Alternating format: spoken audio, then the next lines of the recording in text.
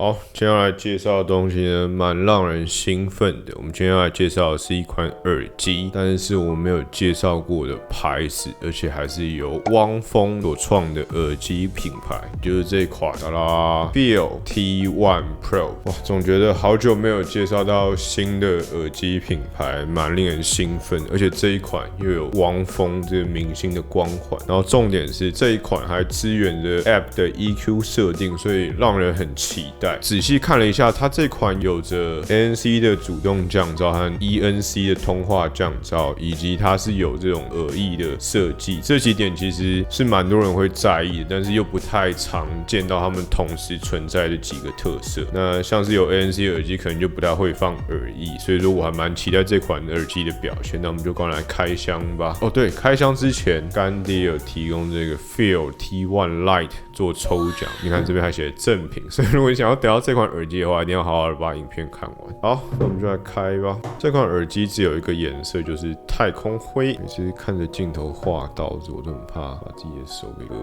OK， 哦。这个阻尼感还行哇，打开就是它的耳机充电仓。现在看一下什么内容物吧，哇，感觉蛮轻的。这上面有写着一段话，是写 The Art of Audio。OK， 然后这边首先看到是它的说明书，一个蛮清楚明了的操作指南，然后。哇，这排列会不会太漂亮啊？我觉得还不错哎，而且它就直接这样都帮我排好，非常的好讲解。它整个内容物长就是这样，一个耳机充电仓、耳机本体，然后还有这么多的配件和说明书。那配件的部分来讲的话，它是额外多附了2款耳翼，再加上原本里面的这一款耳翼的话，它是有着小、中、大3款。耳塞的部分的话是额外多附了3款，再加原本那一款，总共是4款。它有着 XS、S、M 和 L 这4款。然后它还额外再给你一条 Type C 的充电线，哇，这个包装有吓到我，我觉得很不错，非常的干净。好，那我们就来看一下耳机的充电仓吧。哇，这上面有膜哎，我们来试试看看它的声音听不听得出来，撕膜咯。哦，哇，整个充电仓的感觉就会像这样。我觉得刚拿到第一个感觉就是蛮轻巧，然后体积蛮小的。它这是一个一只手就能掌握，然后一只手就还可以开合的充电仓。而且它的这个有做一个磁吸的感觉在，然后再加上它好像有一点弹簧，所以说整体使用起来，我觉得开合的感觉还不错。不过就是合起来的时候会有这个。啪的这个声音然后整个充电仓的重量，我刚刚看了一下资料是33克，非常的轻巧的一个充电仓，然后上面就写他们的品牌名称，还不错。前面有一个指示灯，然后背面的话是走的是 Type C 的接口，然后这一款的话，它也支援无线充电，所以还蛮不错，充电仓该有的都有，然后又算是蛮小巧的，蛮 OK 的。好，那我们就来看耳机的本体吧。哇，耳机的上方又有2层膜哎，再撕。一撕再撕，完全不知道你们有没有听得到声音。整个耳机非常的小它这个比它这张图上来讲的话，我觉得整体感觉又更小了不少。拿到的瞬间也是觉得跟这充电仓第一个反应一样，就是蛮轻的。这单边耳机单支是 4.3 克，然后它的耳翼是这种比较小巧的感觉，所以说不会到太显眼，也不会到太突兀。耳机的上面有写着他们品牌的名称，还蛮不错的。整个的 size 我觉得是算是蛮适中、蛮小巧的，还不错。好，然后我们来看一下它整个耳机的规格。这支耳机支援的是蓝牙 5.2 晶片，所以它有着传输更稳定、更省电的特色在。然后单体的种类走的是 6.1mm 的铝磁铁动圈。音频解码部分的话，支援的是 SBC 和 AAC 的部分。然后续航力的话，它开着降噪的话，单次使用是可以来到6小时；那关着降噪的话，单次使用是可以来到7小时。那搭配这个充电仓的话，最多是可以来到32个小时。然后这一款耳机还有着快充的功能，它快充5分钟可以听个1小时。那防水等级是来到了 IPX5，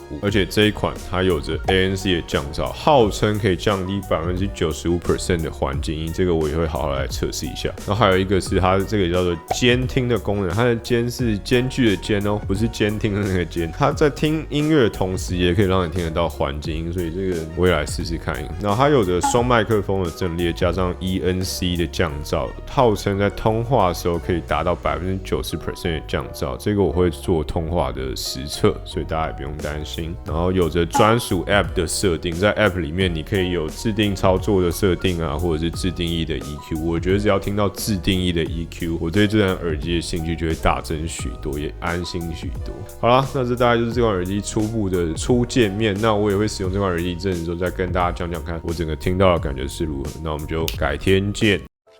2000 years later. 好，那使用了这款 Fail T1 Pro 几天之后，我来分享一下我整个的使用的感觉和心得。首先是它佩戴的舒适程度，我觉得还蛮特别，是因为它入耳的深度算是蛮深的，但是它又不会不舒服，所以这点的话其实很不错，因为它有着不错的深度，但是又不会太塞你耳朵。那我想它这个舒适的佩戴程度，可能就是来自于它这一款耳机非常的轻，所以说轻巧这件事情应该是帮了它许多的忙。然后再来是操作性，这款耳机它走的是触控操作，那该有的操作它都支援，然后操作流畅性我觉得也还算蛮不错的。不过有件事情想提的是，它这耳机在你支援那个上下手和音量控制之前，它要先下载它的 App， 然后去这边把这个全能操控模式打开，这样开启了之后，你才可以在这边有这个上下手歌还有音量加减的操作。不过这边这点蛮特别的是，因为它的上下手歌和音量的操作是左耳点一下音量加，点3下音量减，右耳点一下是下一手，点3下是上一手，所以操作跟我一般习惯的不太一样。不过它是可以所有的操作都有，所以说可能要习惯一下。然后 App 的部分的话，它的操作也可以支援你选择说你左右耳长按的部分，像是你左边长按可能是开启降噪，右边长按是开启监听之类，你可以选择是语音助手。不过这边的设定我还希望可以看到更活一点啦，因为我说上下手歌喜欢用左耳和右耳去操作，不喜欢固定在同一边，所以这边小小可惜。不过该有的操作它都支援，那可能就是要稍微习惯一下。那此外，它这个 App 有个东西很屌，就是它可以控制这个触控的灵敏度。我第一次看到一款 App 可以控制触控的灵敏度，所以我其实觉得真的蛮厉害，这个还不错，是我很喜欢的一个功能。我蛮希望之后其他款可以支援这个功能在。好，接着是连线的部分和通话品质的部分。那基本上它支援是开合它就开始连线，所以连线部分非常快速，也没有什么太大的问题。那单双耳的切换，我不管怎么切，音乐都是持续播放，觉得这点我有被吓到，蛮不错的，是一个很顺畅的连线品质。那这款耳机很屌，它在低延迟的模式有提供了3个选择，一个是游戏，一个是音乐，一个是影片的部分。那这边的话，我3款都会用这个枪声去测试一下它低延迟的感觉，那各位就可以听听看说这延迟的感觉是不是你想要的。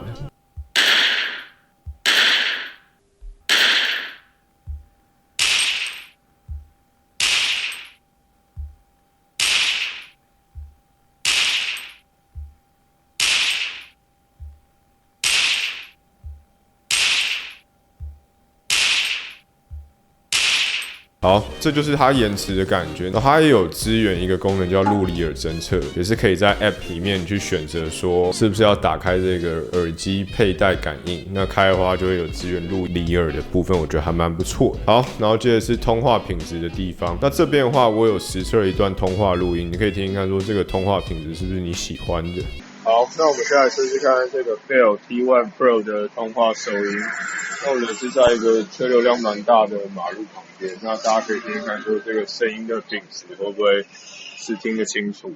好，然后这款还有支援 ANC 的降噪和监听，也就是大家熟悉的环境音的部分。那这个 ANC 的体验，我必须老实跟各位讲，有吓到我。我觉得体验来讲蛮不错的，在开启那一瞬间，是真的会觉得环境的声音变小许多，差异感是蛮明显。那不过有时候在比较嘈杂环境的时候，如果你没有播放音乐的话，它是会有些许的底噪。但你一播放音乐的话，基本上听不太到，所以我觉得影响蛮小的。那如果环境是很安静的情况下，你开启降噪会更安静，而且底噪会几乎不见，这样我觉得蛮不错的体验。那这个监听其实也就是大家熟悉的环境音，只是他们在命名上有点不同。那使用起来的话，我觉得做的还算是蛮好的，算是我目前近几款评测到耳机里面做的蛮不错的一个功能，那我还蛮喜欢的。好，那再来就是最重要的音质了，也是各位最在意的。那我先说它的低音好，它的低音比较偏向有力的低音，但是不轰脑，具有 Q 弹，但是深度也蛮够的。那中频的话，我觉得偏偏暖。那整体来讲的话，耳机的3频的分离程度还蛮不错的。那它的音场给我感觉是距离我比较稍微远一点。那此外又要提到它的神奇的 App。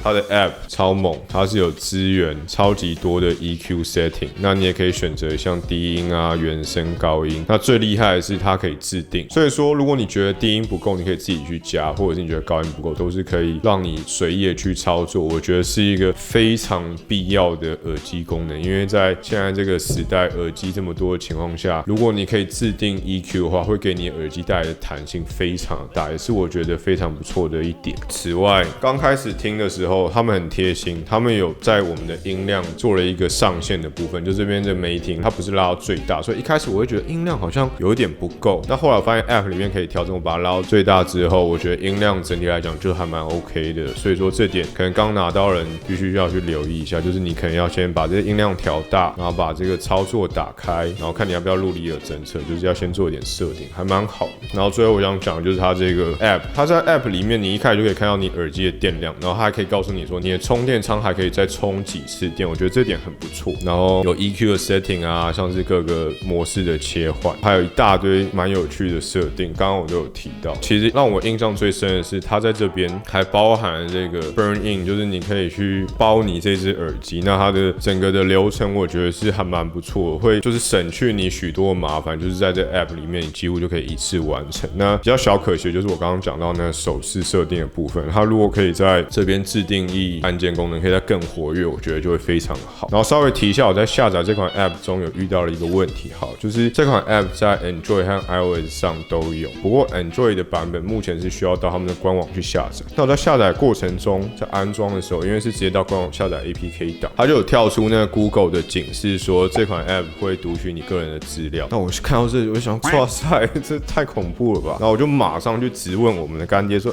这个安全性 O 不 OK？ 然后他们在台湾的总代理是玉兴有限公司，他们就马上跟我讲说不用担心，因为这个 APK 档算是他们提供的。那目前这款耳机算是海外首发，所以说 Google Play 上还找不太到。那他们也还在讨论说 Google Play 上要不要上架这个部分，还在做努力。所以档案的安全性他们是有挂担保的。不过因为 Google 有跳出警示嘛，所以说我还是想说跟大家讲一下，让有可能在意的人知道一下。Anyway， 反正就跟大家讲一下，小小遇到了一个问题。好啦，那这大概就是这款耳机的分享。那整体来讲的话，这款耳机给我的感觉我觉得很不错，不论是在音质上或者是 ANC， 然后它的环境也是监听的部分都有让我惊吓到，觉得还蛮好。然后这款耳机的售价目前是2680元，我觉得 CP 值算是非常的高。那保固提供是1年。那底下在资讯栏我都会放它的试听点，应该全台都会有试听点，大家可以去那边试听看看，在你买之前先去听听看，看是不是你喜欢的音质。好啦，那这大概就是我对这只耳机的心得啦。那如果你喜欢我这部影片的话，就帮我点个喜欢，也记得订阅和分享我的频道。那我们就下一部影片再见啦，悄悄，拜拜。